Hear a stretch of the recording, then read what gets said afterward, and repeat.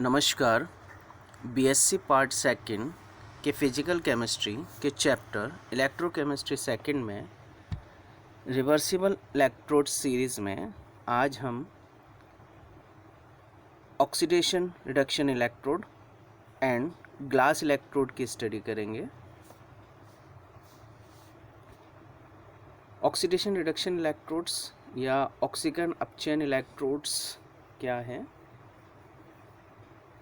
वैसे तो अभी तक हमने जो भी इलेक्ट्रोड्स की स्टडी करी है पिछले वीडियोस में, वो सभी इलेक्ट्रोड्स पर ऑक्सीकरण और अपचयन यानी रिडॉक्स अभिक्रियाएं संपन्न होती हैं। लेकिन ऑक्सीडेशन रिडक्शन इलेक्ट्रोड्स में हम केवल उन इलेक्ट्रोड्स की स्टडी करते हैं जिनके विद्युत अपघट्य विलयन या इलेक्ट्रोलाइट्स में ऑक्सीडेशन और रिडक्शन होने पर दोनों प्रकार के आयन विद्यमान हो, यानी ऋणायन भी हो और धनायन भी हो। इन इलेक्ट्रोड्स में एक उदासीन धातु, सामान्यतः प्लैटिनम की एक पतली पत्ती या जाली लेते हैं, जिसको प्लैटिनम तार से विद्युत अपघट्य के विलयन में डिप कर देते हैं। इस विद्युत अपघट्य के विलयन में भिन्न भिन्न ऑक्सीकरण अवस्था वाले एक ही धातु के विलयशील आयन का मिश्रण होता है। सामान्यतः आयरन, टिन, सीरियम इन धातु आयनों का इन इलेक्ट्रोड्स में उपयोग किया जाता है। इनमें जो इलेक्ट्रोड रिएक्शन होती है वो किस तरह से होगी? अगर हम फेरस फेरिक इलेक्ट्रोड लें तो जो अभिक्रिया होगी वो क्या होगी? फेरिक आयन जो है एक इलेक्ट्रॉन ग्रहण करके फेरस आयन में कन्वर्ट हो जाते हैं और फेरस आयन पुनः एक इलेक्ट्रॉन त्याग कर फेरिक आयन में परिवर्तित हो जाते हैं। तो इस तरह से विलयन में दोनों प्रकार के फेरस और फेरिक आयन साम्यावस्था में होते हैं। इसी तरह से स्टेनस स्टेनिक इलेक्ट्रोड्स में Sn4+ दो इलेक्ट्रॉन ग्रहण करके Sn2+ में परिवर्तित हो जाते हैं और Sn2+ आयन दो इलेक्ट्रॉन त्याग कर Sn4+ में कन्वर्ट हो जाते हैं, तो साम्य स्थापित हो जाता है। इस इलेक्ट्रोड्स में भी दोनों प्रकार के आयन Sn2+ और Sn4+ आयन उपस्थित होते हैं। इसी तरह से सैरिक आयन में भी Ce2+ आयन और Ce3+ आयन साम्यावस्था में होते हैं, अर्थात सैरिक Ce3+ आयन एक इलेक्ट्रॉन ग्रहण करके Ce2+ में यानी +2 स्टेज में कन्वर्ट हो जाता है और यहाँ +2 ऑक्सीकरण अवस्था एक इलेक्ट्रॉन त्याग कर +3 यानी Ce3+ में परिवर्तित हो जाती है। तो Ce2+ और Ce3+ आयन भी साम्यावस्था पर होते हैं। तो इस तरह से ऑक्सीकरण अपचयन इलेक्ट्रोड्स में दोनों प्रकार के आयन उपस्थित होते हैं, यानी +2 और +3 यानी कम ऑक्सीकरण अवस्था वाले और अधिक ऑक्सीकरण अवस्था वाले दोनों प्रकार के आयन्स उपस्थित होंगे। ऑक्सीकरण अपचयन इलेक्ट्रोड में अंतर्गत मुख्यतः दो प्रकार के इलेक्ट्रोड्स की हम यहाँ स्टडी करेंगे, फेरिक फेरस इलेक्ट्रोड और क्विनहाइड्रोन इलेक्ट्रोड। इसमें सबसे पहले ले हम ferric ferrous electrode. Ferric ferrous electrode में फेरिक और फेरस आयन जो है वो साम्यावस्था पर होते हैं। इस इलेक्ट्रोड में एक प्लैटिनम तार से हम एक प्लैटिनम जाली को लटका देते हैं एक इलेक्ट्रोलाइट विलयन में, जिसमें FeCl2 और FeCl3 का मिक्सचर उपस्थित होता है, यानी विलयन में FeCl2 और FeCl3 को घोलकर इलेक्ट्रोलाइट का सॉल्यूशन बना देते हैं। इसमें फेरस और फेरिक आयन दोनों प्रेजेंट होंगे और सेल रिएक्शन अभी हमने देखी, जो हाफ सेल रिएक्शन होगी वो क्या होगी? इसमें जो Fe3+ आयन है वो एक इलेक्ट्रॉन ग्रहण करके Fe2+ में कन्वर्ट हो जाते हैं और वापस Fe2+ आयन इलेक्ट्रॉन त्याग कर Fe3+ में परिवर्तित होते हैं। तो ये एक साम्यावस्था में आ जाती है ना, रिवर्सिबल रिएक्शन होती है।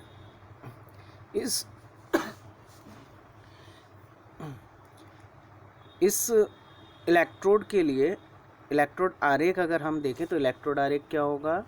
FeCl2 और FeCl3 यानी Fe2+ और Fe3+ आयन प्लैटिनम आयन के कांटेक्ट में होते हैं, तो Fe2+ एक्वस कंडीशन में है, comma Fe3 plus aqueous condition FeCl3 plus aqueous condition में है, और ये दोनों प्लैटिनम के कांटेक्ट में है, तो वर्टिकल लाइन से हम इसको सेपरेट करते हैं, FeCl2 कॉमा FeCl3, फिर वर्टिकल लाइन प्लैटिनम। तो इस तरह से इसका सेल आरेख प्रदर्शित करते हैं। इस इलेक्ट्रोड का अगर हम इलेक्ट्रोड विभव नस्ट इक्वेशन से निकालें तो क्या आएगा, E equal to E0 minus RT upon F ln Fe2 plus upon Fe3 plus, यहाँ n इक्वल टू क्या हो गया, 1 हो गया, इसलिए ये इक्वेशन हमें क्या मिलेगी, E equal to E0 minus RT upon F ln Fe2 plus upon Fe3 plus. अगर हम नेचुरल लॉग को बेस 10 में कन्वर्ट करें तो इक्वेशन हो जाएगी E equal to E0 minus 2.303 RT upon F log Fe3 plus upon Fe2 plus. यानी अगर हम इसको इस बेस 10 में, यहाँ जो है लॉग ln की जगह हम लॉग लिख देते हैं, और RT को हम 2.303 से मल्टीप्लाई कर देते हैं। नेक्स्ट हम लें क्विन हाइड्रोन इलेक्ट्रोड। क्यूनॉन और हाइड्रोक्यूनॉन ऐसे कार्बनिक यौगिक हैं जो एक दूसरे से उत्क्रमणीय रूप में ऑक्सीकृत अपचेत होते रहते हैं। यानी क्यूनॉन हाइड्रोक्यूनॉन में परिवर्तित हो जाएगा, हाइड्रोक्यूनॉन क्यूनॉन में परिवर्तित हो जाता है, तो ये रिएक्शन उत्क्रमणीय होती है, रिवर्सिबल होती है और साम्यावस्था पे रहती है। तो जो क्विन हाइड्रोन इलेक्ट्रोड्स है ये रेडॉक्स या ऑक्सीकरण अपचयन अभिक्रिया पर आधारित है, इसलिए हम इन्हें ऑक्सीकरण अपचयन इलेक्ट्रोड्स या रेडॉक्स इलेक्ट्रोड भी कहते हैं। इसमें जो क्विनॉन है वो दो हाइड्रोजन आयन को ग्रहण करके दो हाइड्रोजन आयन में 2 इलेक्ट्रॉन ग्रहण करके हाइड्रोक्विनॉन में परिवर्तित हो जाता है। क्विनॉन को हम Q से रिप्रेजेंट करते हैं और हाइड्रोक्विनॉन को हम H2Q से रिप्रेजेंट करते हैं। तो जो क्विनॉन है वो हाइड्रोक्विनॉन में परिवर्तित हो रहा है, यानी और हाइड्रोक्विनॉन क्विनॉन में, अर्थात क्विनॉन का अपचयन हो रहा है हाइड्रोक्विनॉन में और हाइड्रोक्विनॉन का ऑक्सीकरण हो रहा है क्विनॉन में। तो ये एक सरलतम ऑक्सीकरण अपचयन इलेक्ट्रोड्स है। इस इलेक्ट्रोड का हम रेफरेंस इलेक्ट्रोड के रूप में भी उपयोग करते हैं। इसमें जो है एक प्लैटिनम तार को इलेक्ट्रोलाइट के सॉल्यूशन में डिप कर देते हैं, जिसमें क्विनॉन और हाइड्रोक्विनॉन उपस्थित होता है। इसका अगर हम सेल आरेख इलेक्ट्रोड आरेख देखें या अर्ध सेल आरेख देखें तो क्या होगा, प्लैटिनम, फिर एक वर्टिकल लाइन H2Q अर्थात हाइड्रोक्विनॉन, कॉमा QH प्लस यानी क्विनॉन।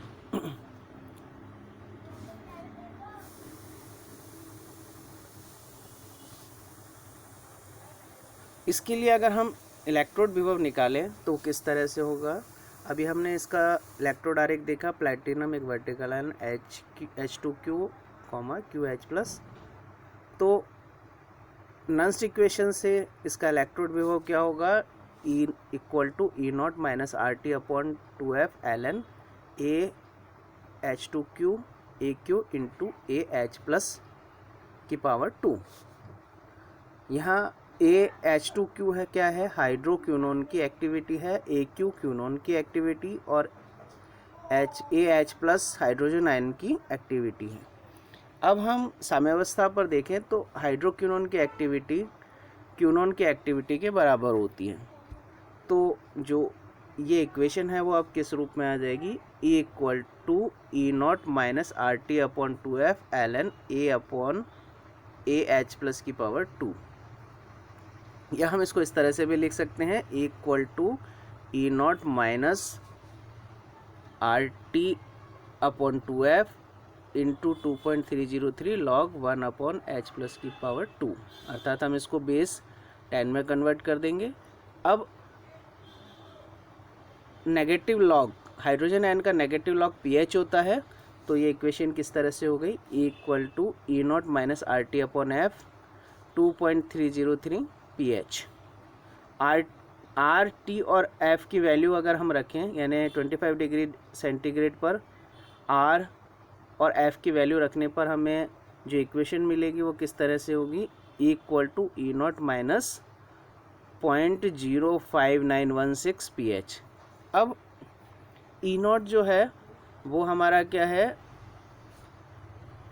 0.6996 वोल्ट, तो ये वैल्यू हम यहाँ रख देंगे। तो इस इलेक्ट्रोड का इलेक्ट्रोड विभव क्या होगा, इक्वल टू 0.6996 माइनस 0.05916 pH।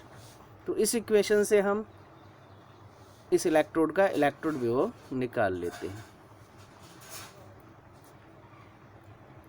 अब हम बात करें रेफरेंस इलेक्ट्रोड्स की, तो हाइड्रोजन, हमने पिछले वीडियोस में hydrogen ion electrode, standard hydrogen ion electrode SHE की स्टडी की है। यह रेफरेंस इलेक्ट्रोड के रूप में काम में आता है, इसे हम प्राइमरी रेफरेंस इलेक्ट्रोड कहते हैं और यह काफ़ी उपयोगी है, लेकिन इसमें कुछ दोष हैं। पहला, हाइड्रोजन आयन इलेक्ट्रोड जो है SHE स्टैंडर्ड हाइड्रोजन इलेक्ट्रोड में जो हाइड्रोजन गैस है उसका दाब एक वायुमंडलीय रखना आवश्यक है, और ये एक वायुमंडलीय दाब बनाए रखना काफ़ी कठिन होता है। दूसरा दोष क्या है कि हाइड्रोजन आयन की जो एक्टिविटी है, सक्रियता है, वो इकाई होनी चाहिए, लेकिन हाइड्रोजन आयन की सक्रियता को इकाई रखना, बनाए रखना काफ़ी मुश्किल काम है। और तीसरा दोष क्या है, तीसरा यह है कि कई बार हाइड्रोजन आयन गैस में और हाइड्रोजन गैस में कुछ हल्की अशुद्धियाँ भी होती हैं, जिससे हाइड्रोजन आयन इलेक्ट्रोड जो है वो पॉइजनस हो जाता है और उसकी एफिशिएंसी कम हो जाती है। तो इन सीमाओं को देखते हुए कुछ अन्य इलेक्ट्रोड को भी हम रेफरेंस इलेक्ट्रोड के रूप में यूज़ कर सकते हैं। तो इन इलेक्ट्रोड्स को हम सेकेंडरी रेफरेंस इलेक्ट्रोड कहते हैं, द्वितीय संदर्भ इलेक्ट्रोड कहते हैं। इनमें जैसे हम लें calomel electrode, silver chloride electrode, ये दोनों इलेक्ट्रोड्स भी हम रेफरेंस इलेक्ट्रोड की तरह यूज़ कर सकते हैं, जिनकी स्टडी हम पिछले वीडियो में कर चुके हैं। इसके अलावा हम ग्लास इलेक्ट्रोड को भी एक रेफरेंस इलेक्ट्रोड की तरह यूज़ कर सकते हैं। ग्लास इलेक्ट्रोड्स क्या होते हैं, इसमें एक विशेष आकृति की एक कांच की नली होती है, डायग्राम में दिखाई गई है। इस तरह की एक कांच की नली होती है जिसमें डाइल्यूट HCl हाइड्रोक्लोरिक एसिड भरा होता है।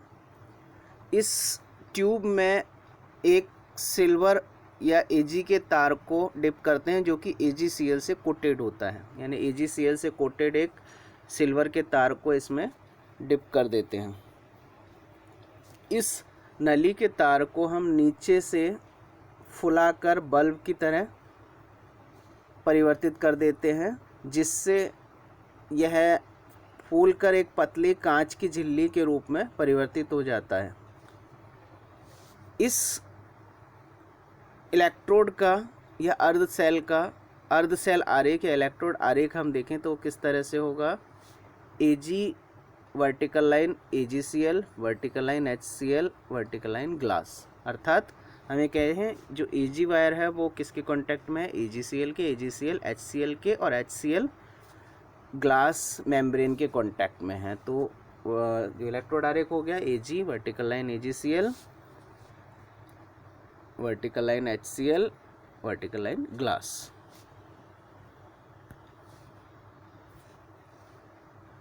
अब इस सेल का अगर हम अर्ध सेल का सेल विभव निकालें या इलेक्ट्रोड विभव निकालें तो क्या होगा, Eg equal to E0G minus RT upon F ln H plus. अब 25 डिग्री सेंटीग्रेड पर हम गैस कांस्टेंट R और फैराडे कांस्टेंट F की वैल्यू रखते हैं, तो RT अपॉन F की वैल्यू आएगी 0.0591, और हम ln को भी बेस 10 में कन्वर्ट कर दें तो जो हमारी ये इक्वेशन है वो किस तरह से मिलेगी, Eg equal to Eg naught minus 0.05916 log H plus. अब माइनस log H प्लस होता है pH, तो हमारा जो इलेक्ट्रोड में वो क्या हो गया, Eg equal to Eg naught plus 0.05916 pH। तो इस इक्वेशन से हम ग्लास इलेक्ट्रोड का इलेक्ट्रोड विभव निकाल लेते हैं। अब E0G का परिकलन हम किसी मानक बफर विलयन की सहायता से करते हैं। इस ग्लास इलेक्ट्रोड को हम किसी विलयन की pH ज्ञात करने के लिए उपयोग में लेते हैं, क्योंकि यह ऑक्सीकारकों, अपचायकों और अम्लों आदि से प्रभावित नहीं होता है। तो इस तरह से ग्लास इलेक्ट्रोड से हम pH निकाल सकते हैं। Thank you.